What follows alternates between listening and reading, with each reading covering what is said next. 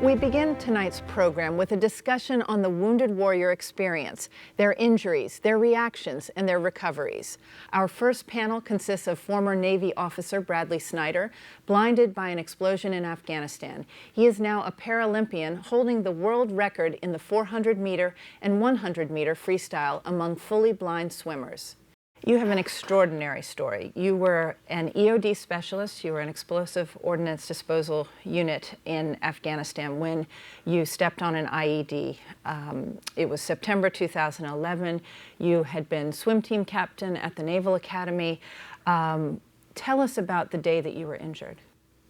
Yes, ma'am. I was part of an assault team that was looking to find Taliban fighters, Taliban weapons, Taliban intelligence in the Kandahar area of Afghanistan, and we were on a foot patrol, and at the time, because of the prevalent threat of IEDs in the ground, it would have been my job as the EOD guy to clear with a metal detector for IEDs out in front of our patrol.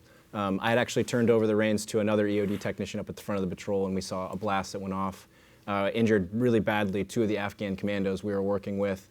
In the ensuing effort to render aid to those commandos, I stepped on a secondary device that was located closely to the first device. Yeah, I remember everything up to the blast. I remember being on the ground. I actually thought that I had died because out of the remnant vision I had in my left eye, I could see down to my hands and my legs and didn't see any blood or any damage or anything, and actually thought that I had passed over and was in some sort of purgatory waiting to die. But was obviously immensely relieved, but also very scared when I realized I was still alive, and I could feel kind of the damage to my face. I could feel my vision fading. I could hear my tinnitus in my right ear, and then my buddies calling to me, and realized I need to get out of here and get to help. So it was pretty scary at that particular moment, but was able to kind of start that rehab process almost right off the bat. What do you remember when you woke up in the hospital bed? What was the first thing you remembered, and what was your darkest moment? It was very confusing for me when I woke up in Walter Reed. It's very scary, disorienting. My perception of the world was much like Willy Wonka's chocolate factory, like purples and greens, and I kept asking my mom about the bunny at the end of my bed, and she's like, "There's no bunny at the end of your bed." So it was, it took a few days to really kind of grasp what was going on. But I remember I was really terrified of this fact that I came back all wounded and messed up, and I didn't want my sister to have to see me in that bed. But it was immensely, empowering to me for my family to wrap up around me the way they did and kind of prop me up and move me forward. Very early on, we had rejected the notion that I was a victim. I put myself in that particular situation, and so we decided that we were going to rehab really quickly, and everyone kept saying, "These dark days are coming, these dark days are coming," and I'm like, "No, I'm an optimist. I can fight through anything. Sunshine State Soldier," or whatever. And I remember the first time I woke up alone in the hospital was really tough for me, because when I dream as though I can see.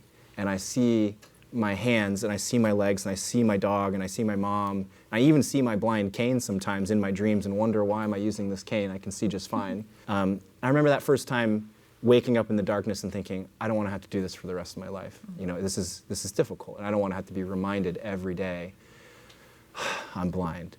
So I remember calling my mom that day, and my mom said, she says, "What's wrong?" I said, "Well, I don't want to wake up blind every day for the rest of my life." And she said, "Well, you're looking at it the wrong way." She said, "Instead of dreading every day where you lose your vision, you have to look forward to the end of every day when you go to sleep and wake up, and or go to sleep and you have your dreams and you can see again." And it was a very powerful way of just saying, that's how we really moved through that entire process. There's always a way to reframe your perspective. There's always a way to find the silver lining. Like I had said a couple days before, I had actually thought I was dead. And so to be able to come back and be able to do the things that I can still do is really, in a lot of ways, like a lot of examples of fortune versus misfortune. Well, here's what people don't realize about you, Brad, is that you are a Paralympian. But what's interesting is exactly 1 year to the day after your injury, you won a gold medal in the men's 400-meter freestyle in London, 2012 at the Paralympics. That's right. That's extraordinary. How did you do that?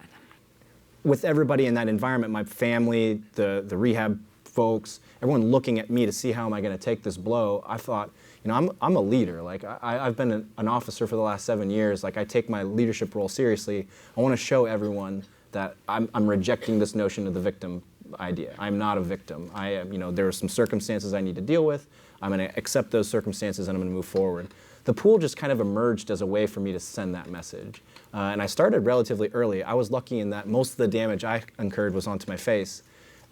Physically, I was pretty much fine. So once the sutures healed, I was able to start swimming and running, and Max will tell you I threw a shot put and all that kind of stuff. That didn't go all that well, but not as well as Max. But they got me into a pool, and it was really largely successful right off the bat. And I feel really fortunate that things lined up that way. And there's so much kind of crazy serendipity in the way things lined up that year. But the real benefit for everyone is, I was able to show that you can throw away that victim mentality, and you can make a very conscious decision that you are going to move forward, and you are going to succeed, and you are going to accept the circumstances within you find yourself, and you are going to succeed regardless. Everybody has the same amount of opportunity to do that if we can just do the right things. We reframe our perspective, and we make that very conscious decision that no matter what the circumstances within which we find ourselves, we're going to decide to move forward and be successful.